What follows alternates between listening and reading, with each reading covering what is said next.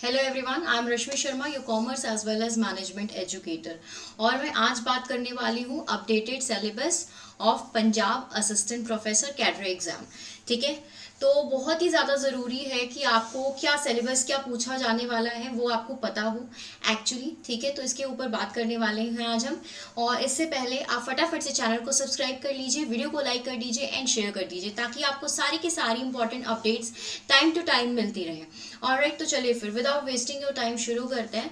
Commerce के अंदर मैं बात करूँ तो आपसे पूछा जाएगा, सबसे पहले अकाउंटिंग की मैं बात कर लेती हूँ। अकाउंटिंग के अंदर आपको अकाउंटिंग के objectives, advantages, limitations, types of accounting क्या है, इंफॉर्मेशंस क्या है, बेसिक नीड्स क्या है इसकी, अकाउंटिंग कॉन्सेप्ट्स, कन्वेंशंस क्या है, capital, revenue, cash basis, accrual basis, IFRS, यानी कि अकाउंटिंग स्टैंडर्ड्स आपसे यहाँ पे पूछे जाएंगे। इसके अलावा आपको अकाउंटिंग प्रिंसिपल्स पूछे जाएंगे। ऑलराइट, ओरिजिन ऑफ ट्रांजेक्शन क्या है, सोर्स ऑफ ट्रांजेक्शन यानी वाउचर्स वगैरह, जनरल लेजर, ट्रायल बैलेंस, ये सारी की सारी चीज़ें, trading profit loss account, depreciation, reserve, provision, ये सारी चीज़ें आपको यहाँ पे देखने को मिलने वाली है। ठीक है, आफ्टर दिस आपको बिल्स ऑफ एक्सचेंज से रेक्टिफिकेशन ऑफ एरर, BRS से क्वेश्चंस मिलेंगे आपको, नेट प्रॉफिट एंड लॉसेस पूछा जाएगा, बैलेंस शीट से आपको क्वेश्चन देखने को मिलेगा। इसके अलावा आपको इनकम्प्लीट रिकॉर्ड्स यानी सिंगल एंट्री सिस्टम वगैरह से भी क्वेश्चंस आपको देखने को मिलने वाले हैं। ठीक है, इसके बाद हम बात कर लेते हैं नेक्स्ट जो है, अच्छा इसमें ये भी याद रखिएगा कि नॉन प्रॉफिट ऑर्गेनाइजेशन यानी NPO से भी आपके क्वेश्चंस बनेंगे। ठीक है, NPO में आप क्या पढ़ते हैं, आप पढ़ते हैं receipt and payment account, income and expenditure account और आपका बैलेंस शीट। तो इन सारी चीज़ों से भी आपको क्वेश्चन देखने को मिलेगा। ठीक है, इसके अलावा नेक्स्ट आपकी जो बात करनी है वो है introduction to computer and accounting information system, जिसमें आपको operating software, utility software, application software और स्टेजेस क्या है ऑटोमेशन के, ये पूछे जाएंगे। इसके बाद अकाउंटिंग फॉर पार्टनरशिप, जो अभी मैंने आपको जहां तक बताया ऊपर में, वो क्लास 11th का सिलेबस है कॉमर्स का, अगर आपको याद होगा। अब आप देखेंगे अकाउंटिंग में ही तो अकाउंटिंग फॉर पार्टनरशिप फॉर्म जो क्लास 12th में आपने सिलेबस में पढ़ा था, यानी कि पार्टनरशिप के fundamentals, guarantee of profit, past adjustments हो गए, रिटायरमेंट है, एडमिशन है, डिसोल्यूशन है, डेथ है, इंसॉल्वेंसी, ये सारी की सारी चीजें, यानी जो क्लास 12th का सिलेबस था वो भी आपका 11th का पूरा इसमें आया, क्लास 12th का कॉमर्स का पूरा सिलेबस यहाँ पर है। ठीक है, इसके अलावा आपको कंपनी अकाउंट जो दूसरा पार्ट हमें मिल जाता है, दूसरी बुक मिल जाती है अकाउंट्स की। ठीक है, जिसमें आपके शेयर्स, डिबेंचर्स पूछे जाते हैं, ये सारी की सारी चीजें आपको यहाँ पे देखने को मिलेगी, जिसमें आपको फोर फीचर पढ़ना है, अलॉटमेंट पढ़ना है, एप्लीकेशंस पढ़ने हैं, लिक्विडेशन है, वैल्यूएशन ऑफ शेयर्स है, ये सारी की सारी चीजें आपको यहाँ देखने को मिलती है। After that cost and management accounting की मैं बात करूँ तो ये भी आपने याद होगा, आपने 12th में पढ़ा था रेशियो एनालिसिस वगैरह के बारे में। ठीक है, liquidity, solvency, activity ratio, profitability, हालांकि आपने ये ग्रेजुएशन और PG में भी पढ़ा होगा। ठीक है, आपको अच्छे तरीके से ये चीज़ याद होगी। कैश फ्लो स्टेटमेंट है, फंड फ्लो है, ब्रेक इवन एनालिसिस है, standard costing, budgetary control, costing for decision making, responsibility accounting, capital structure, leverages, cost of capital, capital budgeting, financial analysis, balance sheet of a company, ये सारी की सारी चीज़ें आपको यहाँ पे देखने को मिलने वाली हैं कॉस्ट अकाउंटिंग से। ऑलराइट, इसके बाद नेक्स्ट हम आ जाते हैं, नेक्स्ट बात कर लेते हैं बिजनेस स्टडीज़ में। तो बिजनेस स्टडीज़ में मैं बिल्कुल आपको एकदम ये बता दे रही हूँ कि कहाँ कहाँ से जो है सिलेबस जो है आप कवर भी कर सकते हैं। ठीक है, साथ साथ वो भी मैं बताते चल रही हूँ, जैसे कि मैंने कहा कि 11th-12th की बुक से भी यहाँ से आया है, और बाकी आपको PG और आपकी ग्रेजुएशन में भी देखने को मिल जाएगा। ठीक है, अब बिजनेस स्टडीज़ में बात कर लेते हैं। बिजनेस स्टडीज़ में आपको ध्यान से अगर आप देखेंगे तो आपको पूछता है कि नेचर और पर्पस बिजनेस का बताइए, यानी कॉन्सेप्ट क्या है, कैरेक्टरिस्टिक्स क्या है, बिजनेस प्रोफेशन है, कि आपका जो है एम्प्लॉयमेंट है क्या है। ठीक है, बिजनेस प्रोफेशन एम्प्लॉयमेंट में क्या डिफरेंसेस हैं, इनके क्या फीचर्स हो सकते हैं, क्या ऑब्जेक्टिव है, सोशल ऑब्जेक्टिव क्या है, ह्यूमन ऑब्जेक्टिव क्या है, रिस्क क्या होता है बिजनेस का, उसके नेचर क्या है, कॉजेस क्या है, क्या प्रॉफिट का रोल क्या होता है बिजनेस में, ये सारी चीजें आपको इसमें देखने को मिलेगी। इसके बाद स्ट्रक्चर ऑफ बिजनेस की बात करें, जिसमें हम पढ़ते हैं बिजनेस की एक्टिविटीज, इंडस्ट्री, कॉमर्स के बारे में, टाइप ऑफ इंडस्ट्रीज के बारे में, ई-कॉमर्स क्या है, क्या अपॉर्चुनिटीज हैं, क्या थ्रेट्स हैं, क्या बेनिफिट्स हैं वहां पर, ई-कॉमर्स में क्या रिसोर्सेज की रिक्वायरमेंट होती है, इम्प्लीमेंटेशन कैसे हो सकता है इसका, ई ऑफिस क्या है, ई फिलिंग क्या है, आउटसोर्सिंग किसको कहते हैं, आउटसोर्सिंग ऑफ सर्विस का क्या मतलब है, उसकी नीड क्या है, नेचर क्या है, टाइप क्या है, ये सारी चीज़ें आपको यहाँ पर स्ट्रक्चर ऑफ बिजनेस में देखने को मिलेगा। फिर अब सबसे आप आ जाएंगे सर्विस सेक्टर के बारे में। सर्विस सेक्टर में आपको इंश्योरेंस आपने पढ़ रखा है, वेयर हाउसिंग है, ई टूरिज्म है, तो ये सारी की सारी चीज़ें आपको इंपॉर्टेंट हो जाती हैं आपके एग्जाम के लिए। फिर आते हैं सोशल रिस्पॉन्सिबिलिटी बिजनेस की क्या है टुवर्ड्स सोसाइटी, जिसमें आप CSR पढ़ते हैं, corporate social responsibility, human responsibility, ठीक है, ह्यूमन राइट्स के बारे में आ जाएगा इसके अंदर। CSR आपको पढ़ना है, जैसे आपको याद होगा CSR क्या है, आपके शेड्यूल 7 में आता है, सेक्शन 135 के अंदर आता है। तो इसकी कुछ कैटेगरीज है, ठीक है, तो आपको वो सारी चीज़ें पढ़नी है। इसके अंदर क्या क्या रिस्पॉन्सिबिलिटीज है कंज्यूमर की, गवर्नमेंट की, कम्युनिटी की इन जनरल, ठीक है। बिजनेस का इन्वायरमेंट आप कैसे प्रोटेक्ट करेंगे, बिजनेस इन्वायरमेंट किस तरीके से आप प्रोटेक्ट करते हैं, आप किस तरीके से सोसाइटी को, मतलब आप ये देखते हैं इसमें कि बिजनेस जो है सोशली कैसे रिस्पॉन्सिबल है towards customer, towards government, towards society, ठीक है। ये सारी की सारी चीज़ें आपको पढ़नी है। बिजनेस एथिक्स को भी आपको इसके अंदर स्टडी करना होता है। इसके बाद forms and formation of business enterprises, जिसमें आपको याद होगा आपने पढ़ रखा है, सोल प्रोप्राइटरशिप है, जॉइंट इंदू फैमिली बिजनेस है, पार्टनरशिप है, पार्टनरशिप के फॉर्मेशन कैसे होती है, पार्टनरशिप डीड क्या है, कितने टाइप के पार्टनर्स होते हैं, कोऑपरेटिव सोसाइटी क्या है, कंपनी क्या है, टाइप ऑफ कंपनीज क्या है, जिसमें आपको क्या मिल जाता है, private company, public company, 1 person company, deemed public company, privileges of private company, ये सारी की सारी चीज़ें आपको यहाँ पर देखने को मिलती हैं। After this sectoral organisation of business, जिसमें आप जो है प्राइवेट सेक्टर, पब्लिक सेक्टर, वही थोड़ा सा आप डीप चले जाते हैं कि मीनिंग क्या है, फीचर्स क्या है, मेरिट डीमेरिट क्या है, और ये पब्लिक सेक्टर और प्राइवेट सेक्टर में क्या आपके डिफरेंसेस है, जॉइंट सेक्टर क्या है, ग्लोबल इंटरप्राइजेस, जिसमें आप मल्टीनेशनल कंपनीज, MNCs के बारे में बात करते हैं, ठीक है। फिर आपका आता है function, principles and function of management, जिसमें आपको मैनेजमेंट के नेचर, फीचर्स, कैरेक्टरिस्टिक्स, प्रिंसिपल्स और जो फंक्शंस हैं उनको बहुत ब्रॉडली पढ़ना है। फंक्शंस यानी planning, organising, staffing, directing and controlling, ये बहुत ब्रॉडली पढ़ना है।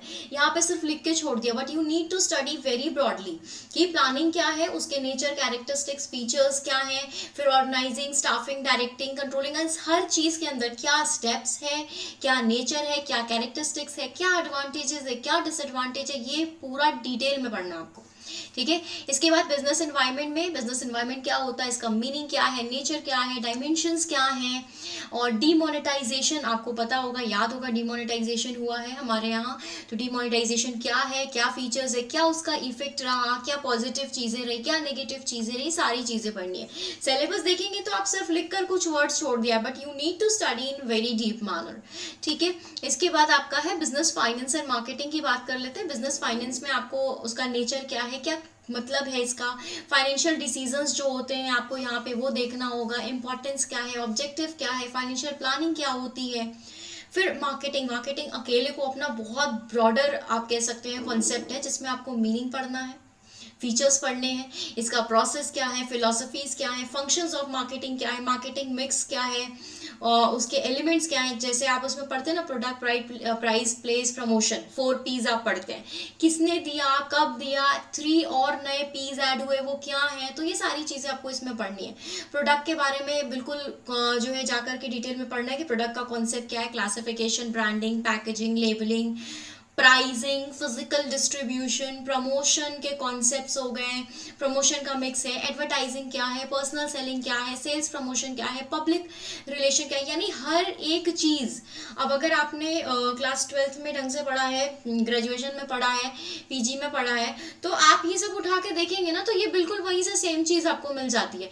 ये आपको मैं बता दूं, ये NCERT में भी आपको बहुत डिटेल में, बहुत अच्छे तरीके से मिल जाएंगे इसके नोट्स आपको, ठीक है। फिर आते हैं कंज्यूमर प्रोटेक्शन। कंज्यूमर प्रोटेक्शन क्या है, क्यों मतलब इसको लाया गया, कब आया।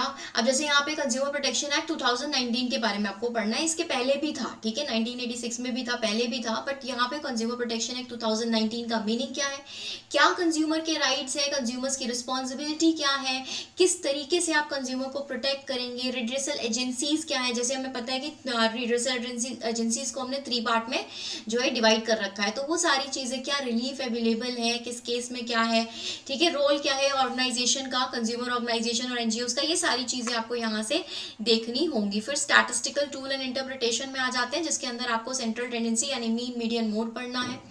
और डिस्पर्जन में बात करेंगे तो आपको एब्सोल्यूट डिस्पर्जन, रिलेटिव डिस्पर्जन पढ़ना है, क्वार्टाइल डेविएशन है, स्टैंडर्ड डेविएशन है, रेंज है, ये सारी चीज़ें आपको यहाँ देखने को मिलेगी, ठीक है। Coefficient of quartile deviation, coefficient of mean deviation, Lawrence curve है आपका, ये सारी चीज़ें आपको अब देख रहे होंगे, आपको ये वर्ड्स इसमें नहीं देखने को मिल रहे, बट डिस्पर्जन के अंदर ये सब आता है। एब्सोल्यूट और रिलेटिव दोनों ही चीज़ें आती है। तो रिलेटिव के अंदर क्या आता है, जैसे आपका हो गया रेंज है, quartile deviation, mean deviation, standard deviation, Lawrence curve, ये सारी की सारी चीज़ें आती है जो आपको इसमें एब्सोल्यूट के अंदर पढ़नी है। रिलेटिव में क्या है, कफिशिएंट ऑफ जो है mean deviation, coefficient of standard deviation, coefficient of quartile deviation, ये इस तरीके से आपको यहाँ पे पढ़ना है, ठीक है। आफ्टर दिस इंडेक्स नंबर की बात कर लेते हैं हम। इंडेक्स नंबर में आपसे मीनिंग पूछा जाएगा, फीचर्स पूछा जाएगा, आप किस तरीके से यूज करते हैं इंडेक्स नंबर को, ये पूछा जाएगा। होलसेल प्राइस इंडेक्स और कंज्यूमर प्राइस इंडेक्स में पूछा जाएगा कि इनका यूज आप कहाँ कर रहे हैं, इंडस्ट्रियल प्रोडक्शन में आप किस तरीके से यूज कर रहे हैं, क्या प्रॉब्लम्स होती हैं कंडक्ट करने में, कंस्ट्रक्ट करने में इंडेक्स नंबर को। इन्फ्लेशन और इंडेक्स नंबर के बीच में पूछा जाएगा रिलेशन क्या है, आप कैसे कैलकुलेट करते हैं।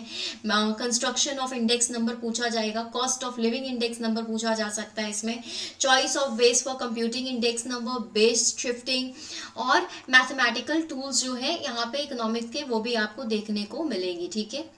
इसके बाद कोरिलेशन रिग्रेशन, ऑफ कोर्स आपको पता ही है भाई, T test, F test, chi square test जो हमारे स्मॉल सैंपल्स में यूज होता है, ये सब बिल्कुल डिटेल में पढ़ना है कि क्या होते हैं, क्या फीचर्स हैं, आप कहाँ पे अप्लाई करते हैं। इसके अलावा डाटा प्रोसेसिंग जिसमें data entry, data computer application, ये सारी चीज़ें आपको देखनी है। फिर money, banking and government budget की मैं बात कर लूँ तो इसके अंदर आपको मनी का मीनिंग क्या है, इवोल्यूशन कैसे हुआ, क्या सप्लाई है मनी की, करेंसी किस तरीके से आप जो है कंट्री के अंदर होल्ड की जाती है, ये सारी की सारी चीज़ें, यानी कमर्शियल बैंक के फंक्शन, सेंट्रल बैंक के फंक्शंस, आपका मॉनेटरी और फिस्कल पॉलिसी, ये सारी चीज़ें आपको पढ़नी है। डिजिटल करेंसी इसमें पढ़नी है, डिजिटल पेमेंट्स जो हम यूज़ करते हैं, लाइक आपका भीम हो गया, आपका पेटीएम है, आपका गूगल पे है, इन सारी चीज़ों के बारे में भी आपको पढ़ना है, ठीक है। गवर्नमेंट बजट हो गया, ई बैंकिंग है, क्लासिफिकेशन हो गया, एक्सपेंडिचर, रेवेन्यू और कैपिटल प्लान का, non plan and development and non developmental, ये सारी चीज़ें नहीं, यहाँ पे क्लासिफिकेशन एक प्रॉपर पढ़ना है।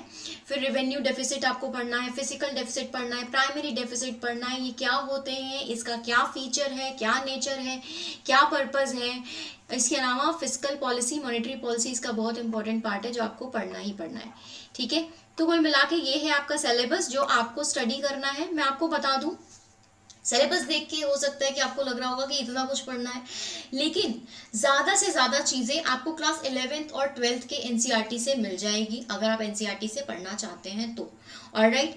नहीं तो आपको यहाँ से भी, हमारे पास से भी अच्छे खासे कंटेंट्स मिल जाते हैं सारी चीज़ों के लिए, ऑलराइट। आई होप आपको चीज़ें समझ में आई होगी कि क्या पढ़ना है, कैसे पढ़ना है। सिलेबस को देखकर सिर्फ ये मत सोचिएगा कि इतना ही पढ़ना है, बिल्कुल डीप में जाके एक एक चीज़ पढ़नी है, क्या प्रोसेस है, क्या कैरेक्टरिस्टिक्स है, क्या नेचर है, क्या फीचर है, कुछ भी छोड़ना नहीं है, ऑलराइट। तो आई होप आपको चीज़ें समझ आ गई होंगी। अगर आपने अभी तक चैनल को सब्सक्राइब नहीं किया है, वीडियो को लाइक नहीं किया है, शेयर नहीं किया है, तो फटाफट से चैनल को सब्सक्राइब करिए, वीडियो को लाइक करिए एंड शेयर कर दीजिए एंड कमेंट करके बताइए कि आपको क्या लगता है कि ये सारा का सारा सिलेबस आप कितनी टाइम में कवर कर लेंगे। और अगर कोई आपकी क्वेरी है सिलेबस के अंदर या और कोई भी क्वेरी है आपको इस एग्जाम को लेके, तो आप कमेंट करके बता सकते हैं, alright. Thank you so much for watching.